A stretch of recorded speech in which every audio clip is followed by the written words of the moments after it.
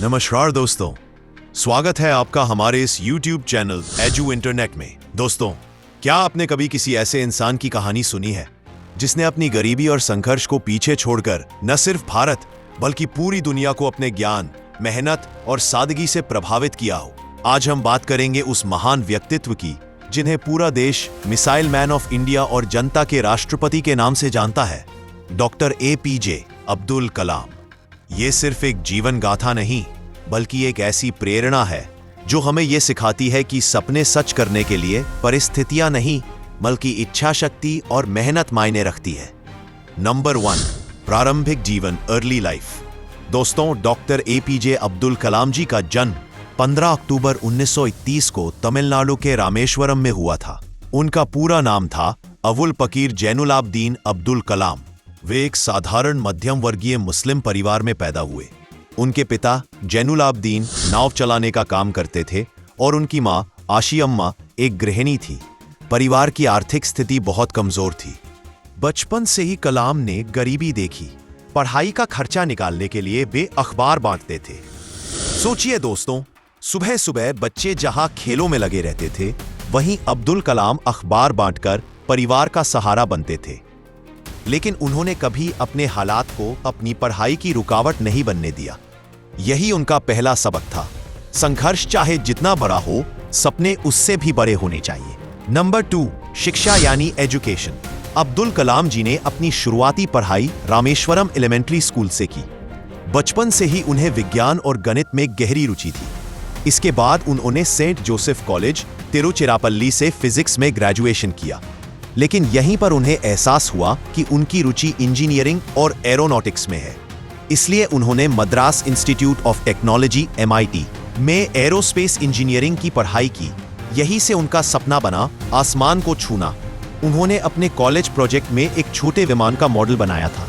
उनके प्रोफेसर ने उनसे कहा, अगर तुम इसे समय पर पूरा नहीं कर पाए तो तुम्हारी स्कॉलरशिप छिन जाएगी। कलाम ने पूरी मेहनत और लगन से उस प्रोजेक्ट को सफलतापूर्वक पूरा किया। यही वह पल था जिसने उन्हें ड्रीम बिग करने की प्रेरणा दी। नंबर 3, वैज्ञानिक जीवन की शुरुआत यानी beginning of scientific life.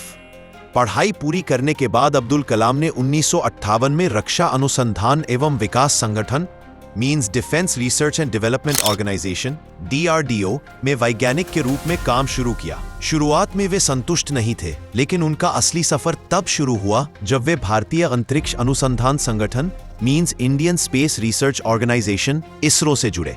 ISRO में उन्होंने भारत के पहले सैटेलाइट लॉन्च व्हीकल SLV-3 के प्रोजेक्ट डायरेक्टर के रूप में काम किया। इसी से 1980 में रोहिणी उपग्रह सफलतापूर्वक अंतरिक्ष में स्थापित किया गया। यह भारत की बड़ी उपलब्धि थी और इस सफलता ने अब्दुल कलाम को भारत का रॉकेट मैन बना दिया। सोचिए दोस्तों, जब पूरा देश तकनीकी रूप से पश्चिमी देशों से पीछे था, तब एक छोटे से कस्बे का लड़का भारत को अंतरिक्ष की दुनिया में आगे ले जा रहा था। यही असली प्रेरणा है। Number 4, missile man of India. दोस्तों, 1980 और 1990 के दशक में डॉक्टर कलाम जी ने कई अहम प्रोजेक्ट्स पर काम किया। Integrated guided missile development program IGMDP। इसी प्रोजेक्ट से अग्नि और पृथ्वी जैसी मिसाइलें बनी। इसी वजह से उन्हें मिसाइल मैन ऑफ इंडिया कहा जाने लगा।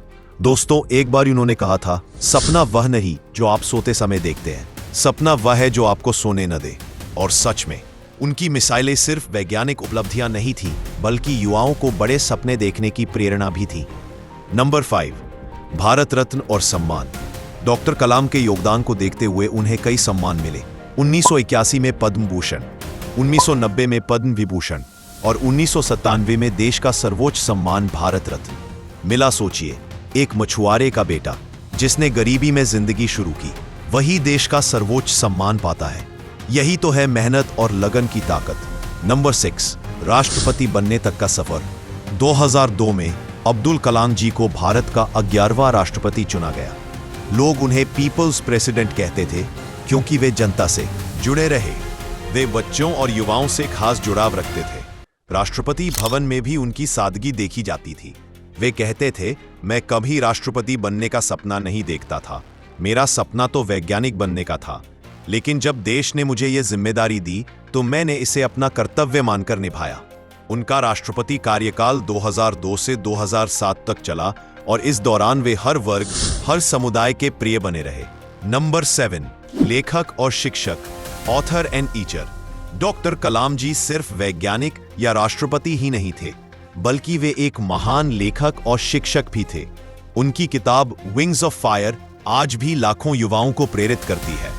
वे कहते थे, अगर आप सूरज की तरह चमकना चाहते हैं तो पहले सूरज की तरह जलना सीखिए। राष्ट्रपति पद छोड़ने के बाद उन्होंने अपना पूरा जीवन युवाओं को शिक्षा और नवाचार के लिए प्रेरित करने में लगा दिया।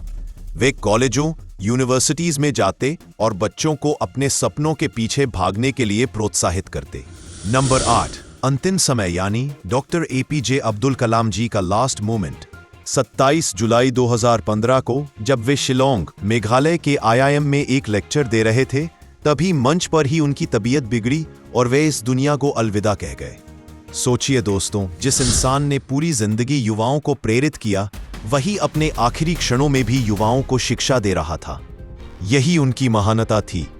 नंबर 9, प्रेरणादायक संदेश यानी inspirational message. Doctor Abdul Kalam की जिंदगी हमें यह सिखाती है, हालात चाहे कितने भी मुश्किल क्यों न हो, मेहनत और सपनों से सब कुछ संभव है। असफलता अंत नहीं, बल्कि नए प्रयास की शुरुआत है। सादगी, ईमानदारी और शिक्षा से ही असली सफलता मिलती है। उन्होंने कहा था, अपने मिशन में कामयाब होने के लिए आपको अपने लक्ष्य के प्रति एकाग्रचित्त होना पड़ेगा। आज उनकी बातें लाखों युवाओं के दिलों में गूंजती हैं। दोस्तों, डॉक्टर एपीजे अब्दुल कलाम की कहानी हमें यह याद दिलाती है कि सपनों की कोई सीमा नहीं होती।